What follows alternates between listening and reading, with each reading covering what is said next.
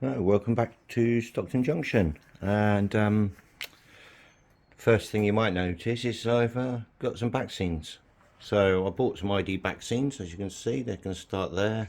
They're actually going to go all the way around the end of this end board and go along there. But the problem I had, it's not a major issue. So I thought, oh, the trees ones will do nicely and they'll blend in with most of the scenery in different areas. So I bought pack A and pack B, and as you can see there's a little bit of a obvious colour difference, but obviously the skies line up quite nicely, so that's good. But I'm not too bothered because a big tree just at the right place right there is going to sort of take that away and blend that in together, so it's not too bad. And I bought 2 packs of each so far, so I've got round to there. Haven't carried on yet because we're going to start working on this area at the back here, so that I can get that cleared, get this area done, and get this front area starting to go in as well. So I want a little bit more scenery. It's okay doing pictures of trains just in this bit, but obviously the bridge blocks a little bit of view. It still looks good, but I want to be able to do some running shots with some scenery, so I want to get just one little area at least finished off a bit more. And obviously where I've put the back scenes like that, as you can see, there's the bit at the back. I've taken all the trees and bushes out. That's why there's plaster showing, because I had all these bushes along the back wall edge to hide that, and obviously it's pulled the plaster off. But that's not a problem because I'm going to have to build this up a little bit just to cover that bottom edge there. So I'm going to be doing that. I'm also going to be doing, which you might have just glimpsed, and the title's a bit of a giveaway,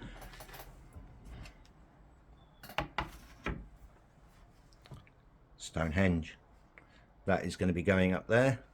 I need to build a bit of a raised area now, just to make it a little bit more higher in at the point of Stonehenge. Obviously it's not going to be an accurate representation of the Stonehenge location because that's on a big open field, and I've obviously got all the tree line and the train tracks running there. So, but I'll show you some images shortly after I've finished this part of the video. So I've obviously I've painted this. I bought this. This was just all plastic like that colour, or resin. It's 3D printed. I'll give you the details, the card of who I bought it from. But it came all based with grass on it, and not obviously it was okay for some people. They'd be quite happy to stick it on their layout or on a shelf as a model, but for me, I wanted to paint it up, get those stones looking a bit more coloured and accurate. So I think they look quite good. I've put a base layer of that on. Obviously I had to scrape off all the old stuff. There was a lot of grass on it and stuff like that, and I'm going to be putting some more grass on it later on. So there's still a bit more to finish on this, but I think it looks pretty good. And obviously that's going to be sitting up there, but with a little bit of height, just about another maybe a 3/4 of an inch higher on a little bit of a raised area. So obviously as the trains go past, they'll be going past Stonehenge, which is quite good. And it's something local to the south coast. I think it's, you know, the south area that I'm modelling. I'm sort of loosely basing it on the London Waterloo to Exeter sort of line area. So it's obviously not all of the scenery is going to be matching up with that line, but where possible I put in little bits and pieces that will represent things like this. So I'm going to get this area working. So I'll just show you next the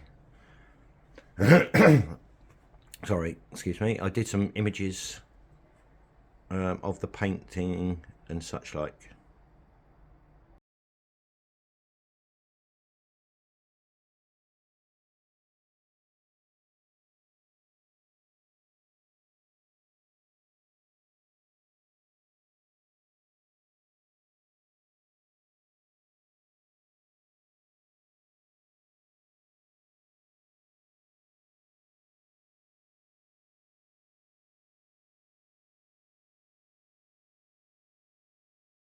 So for the first part of the build, I won't go through it all and bore you to death. I'm going to be using some of this foam board. I've got a few sheets of it, so I'm going to cut out a section to fit coming back a little bit, and then I'm going to put another section a little bit higher and another one, and just build up some layers. I've got more of the insulating foam stuff, but obviously that sits a lot higher than I wanted, so I'm just going to use a few layers of this rather than try and cut one of those boards in half.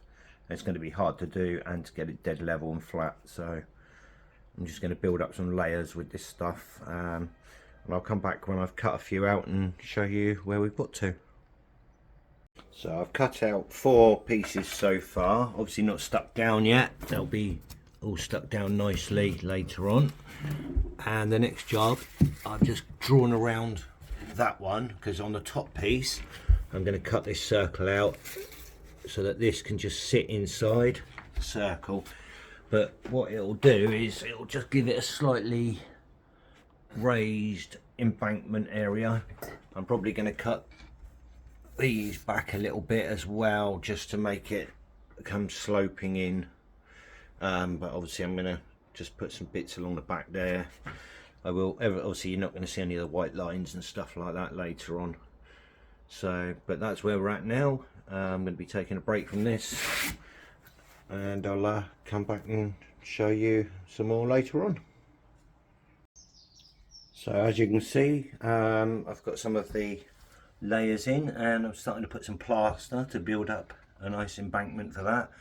Still got a few more layers to finish off on that end, and obviously I'll continue that end later on. I'll probably can just come down the slope to there for now.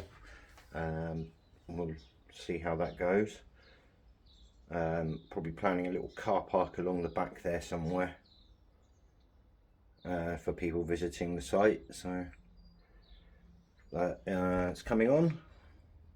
I've done a little cutout, as you can see, to sit this in, and sits perfectly in there. So obviously it's going to be quite nice. It's going to sit perfectly flat. It's coming on quite nicely. I'm quite happy with the progress so far, but I'm going to continue putting the plaster in, let that all dry, give it a coat of paint, and obviously I'll come back later on and show you a bit more, because you don't want to sit there just watching me put plaster on. I'm sure that's pretty boring. Anyway, I'll see you soon.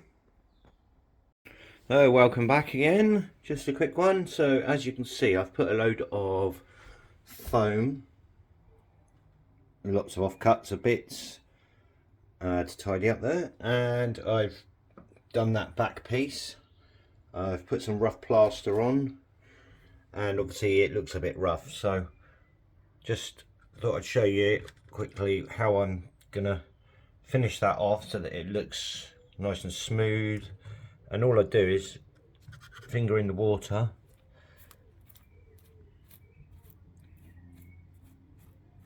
and do that, but the key is lots of water, not flooded, but as soon as you start feeling any sort of pulling of the plaster, you've not got enough water, so you need to, you just want enough to be able to smooth, to make the top layer more of a watery plaster mix. And also it helps to smooth, you can smooth out any joins, any bumps, lumps, holes, that sort of thing. As you can see there, there's lots of lines, but as soon as I do, and a couple of holes there as well,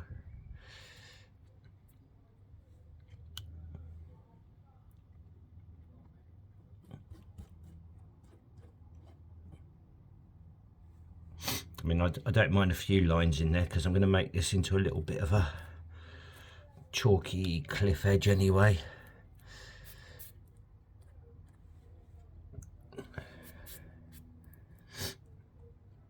Anyway, I'll come back in a minute when I've finished all of that and show you how it looks.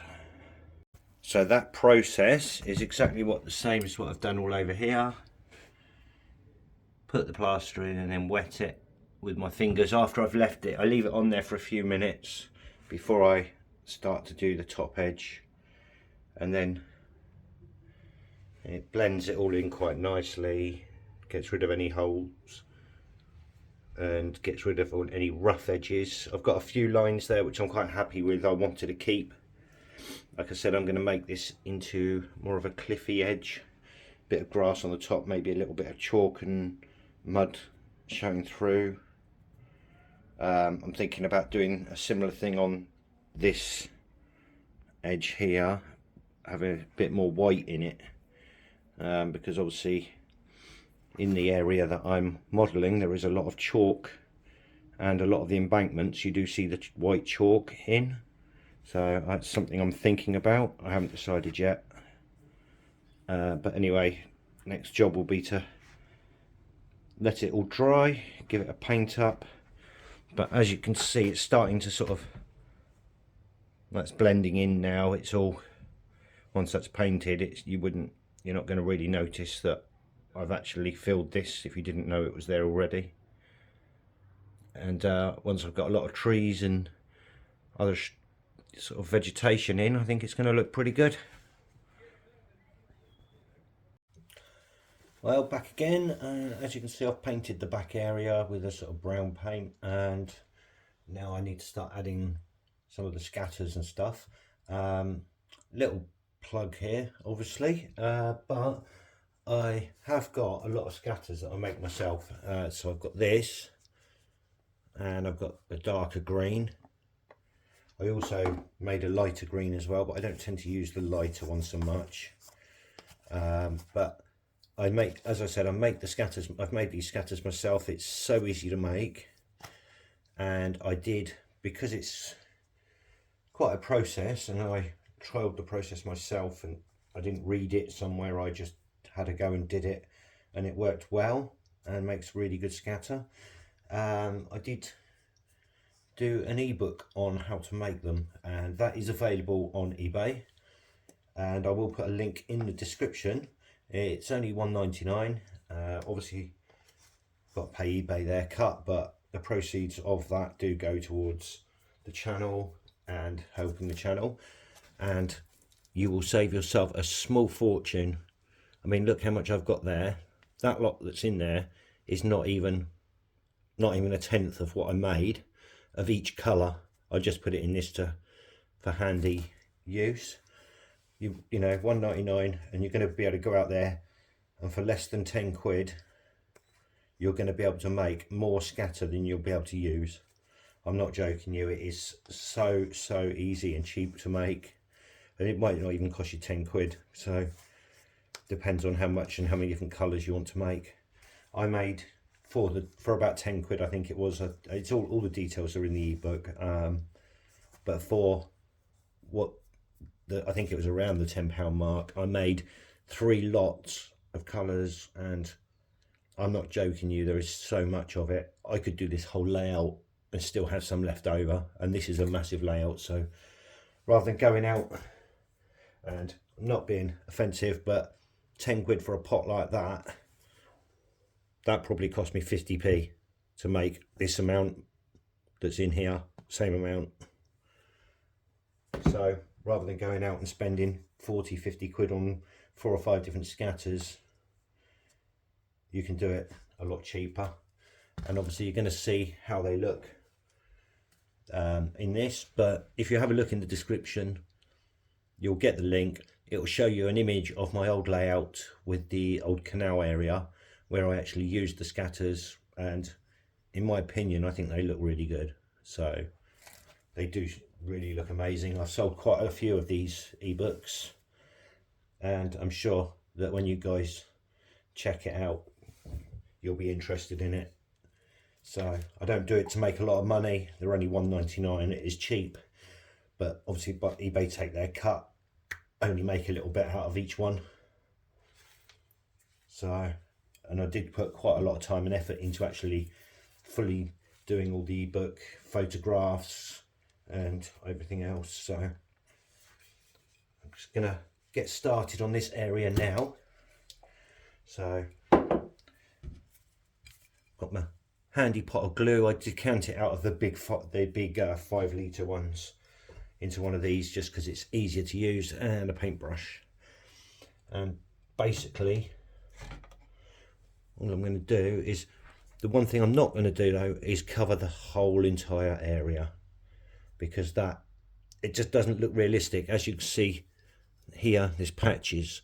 Now a lot of those patches are more realistic of wooded and hillside areas, so it gives you somewhere to put a bush or a tree standing up, that sort of thing. I just think it looks much more realistic. And one thing I am going to do, because obviously as you know, I painted a bit of the edge back there to cover where the plaster had touched. I'm just going to put some along this edge as well. So, and there's a good trick to using scatters. I'm just hoping that my camera doesn't, because I've got a new phone, as you know from my previous video. The other one only recorded for 5 minutes before shutting off, so I don't know if this one's going to do the same. It doesn't tell me it's going to, so I'll keep an eye on it.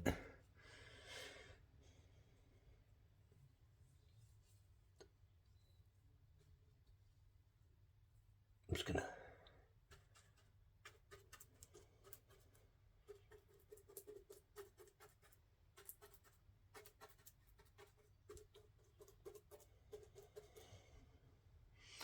and the one thing I don't want to do is work a too big area in any one time either, because I'm going to be doing various different scatters, so I'm only going to do a small section at a time.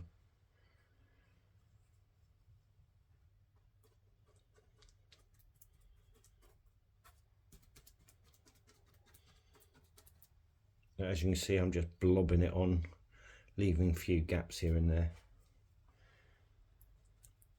especially on any more downwards pieces. So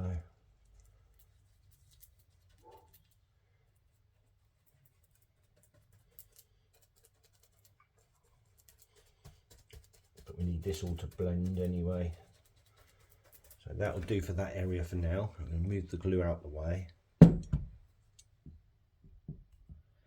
And so what I'm going to do, I'm going to come along with some of the dark, and notice it's dried along the back there already. So what I want to do is put a few patches in of the dark here and there.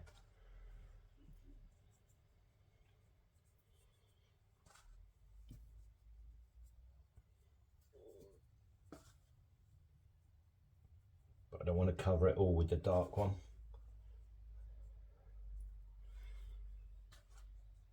I'm going to have to do some of that back bit again. So that's all I'm doing with the dark one, and then I'm going to come with the lighter and literally just cover the rest up.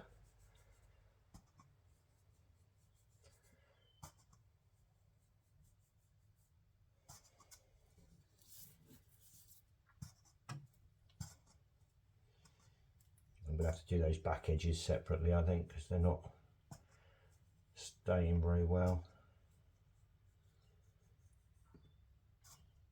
The good thing about this is, because you know it costs not a lot, you're not bothered about just chucking it on there as well.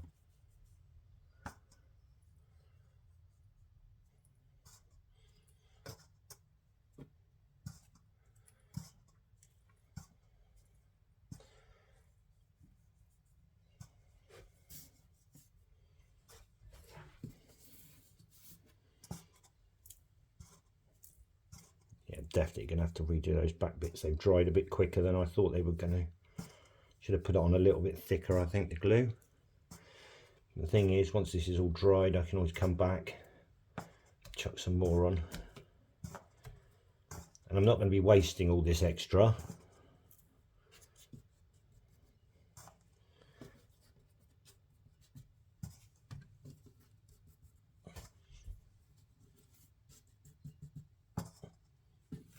because I'm going to hoover it all up afterwards.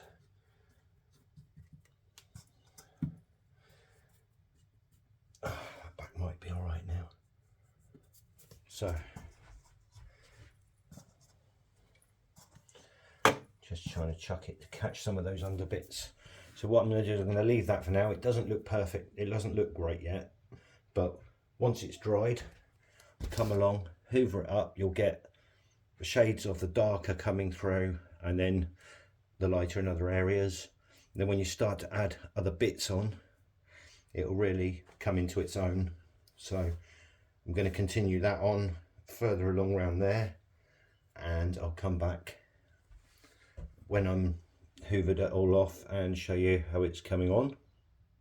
Right, so I've come back and I've removed all of the excess. It actually looks a lot brighter or paler on the camera than it does in to view from myself in my eyesight. I don't know why.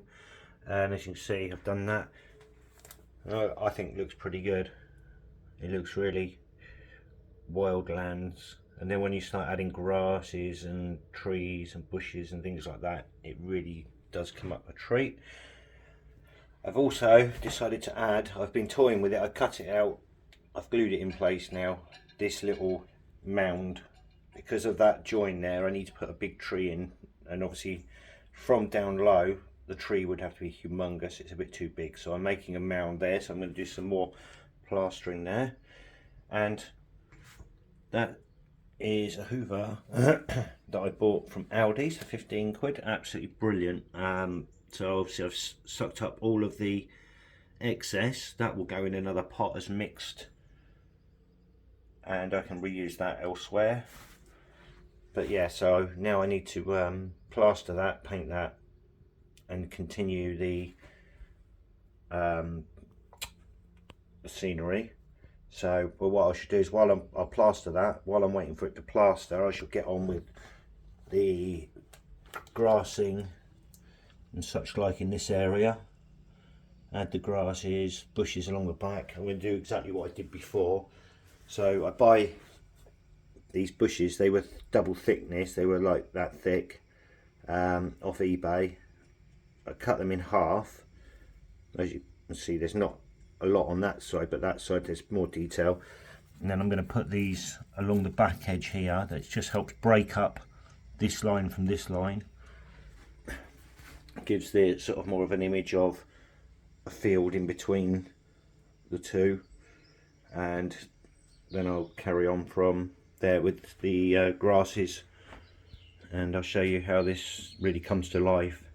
But I do think that these scatters are much better than those just like that. The way they blend in, it really looks more natural.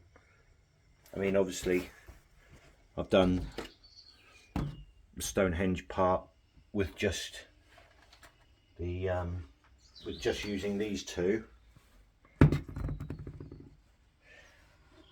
and to me that doesn't look any, it looks fake, it doesn't look as realistic.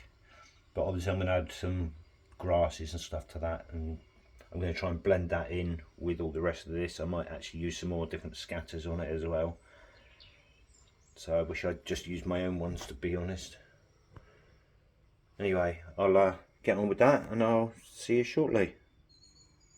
So I've just done the paint and the scatters on the hillside section now, and I've also been out and bought a pack of these. Now I don't like painting with trees, that, you know, they're not cheap, but needs must in some places, and I don't mind buying the odd ones here and there to go in with all my other trees. They'll blend in.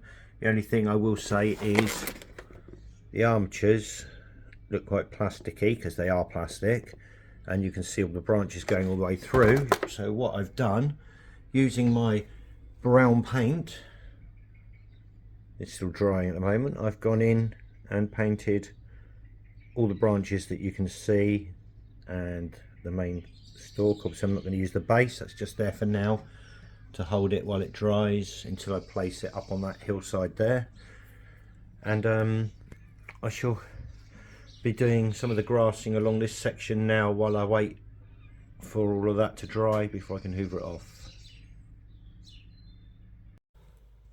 So that's the grass with the first layer of the 4mm on, and I put some bushes in along behind, and I've now got to come back and do some of the other grass. I do notice that it all looks darker and different colours than it does when you look at it, but got my tree just placed in for now just to see how it looks, to cover that bit. Definitely does the job, and with all the other trees it'll blend in okay.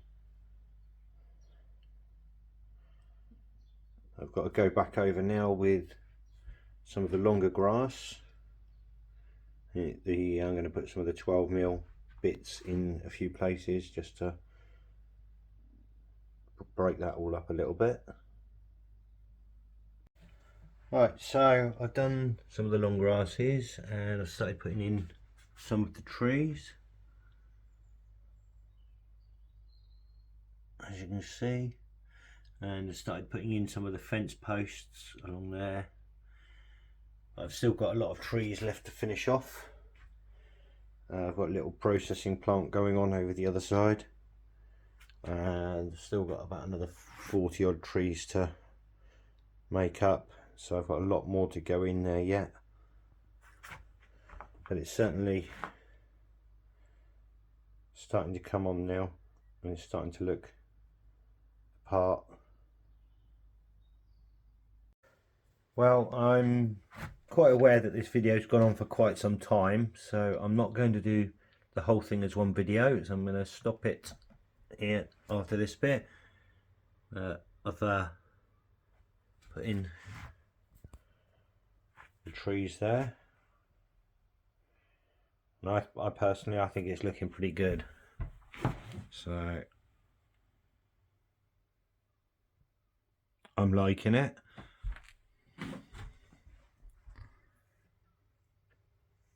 Still got a lot of work to do to finish this area. I've got to carry on from there, and I've still got Stonehenge to finish off as well, so I shall do that in a part 2, and I'll let you guys get on and watch this part of the first episode. Anyway, thanks for watching. I hope you enjoyed what you've seen so far. Please hit the subscribe button if you haven't, and hit that like button if you like my video. Thank you very much. Goodbye.